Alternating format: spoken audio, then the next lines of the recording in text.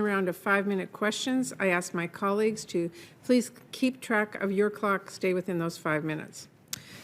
The EEOC was established by the Civil Rights Act in 1964 for a very important reason: to administer and enforce the laws that protect against workplace discrimination and to ensure all workers have equal access to employment. Yet far too many workers still face discrimination in their workplace.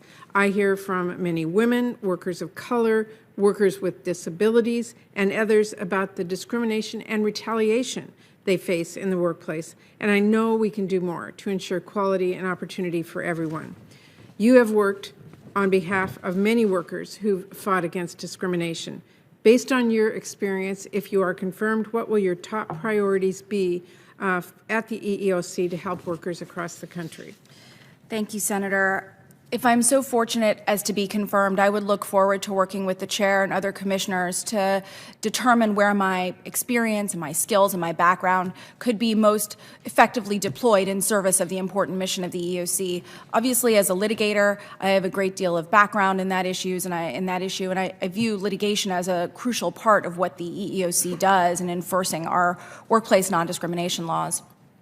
As you noted, I have worked on behalf of a number of different workers and different types of backgrounds and would bring that experience to bear with respect to pregnancy discrimination, discrimination on behalf of disabled people, discrimination with respect to the wage gap and pregnancy, and also discrimination on the basis of gender identity.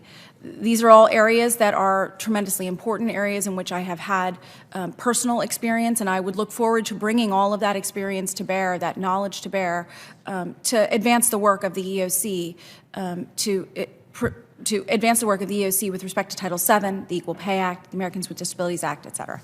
Thank you.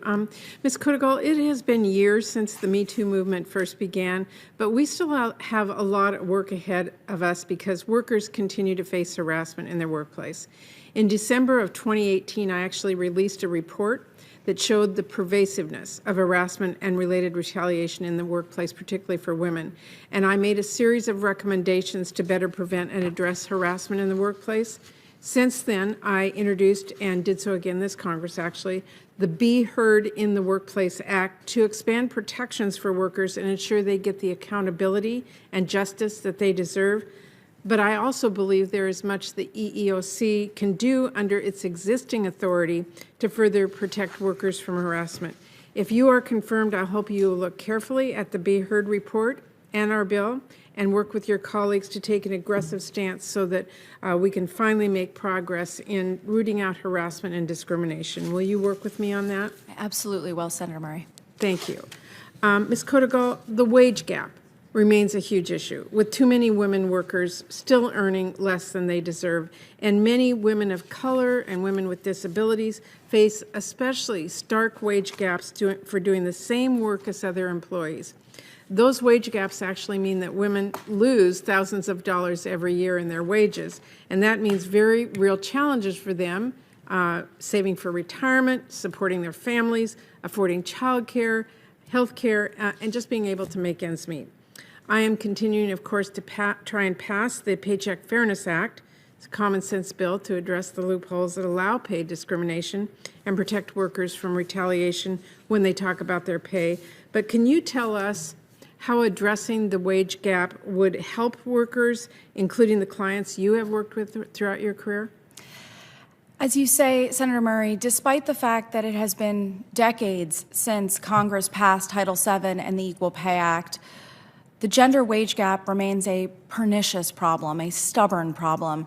I think that is due in part to the fact that workers often aren't aware of what their pay is relative to others. I think these are incredibly important issues, and they have a disproportionate impact on women of color and their ability to support their families and their households, and a disproportionate effect on low-wage workers. Resolving issues and continuing to close the gender wage gap will put money into the pockets of families, of workers, and continue to advance the work of the recovery. I think that is incredibly important work. I see the EEOC's role there in enforcing Title VII and the Equal Pay Act as tremendously important. Thank you very much. Senator Braun. Thank you, Madam Chair. In my opening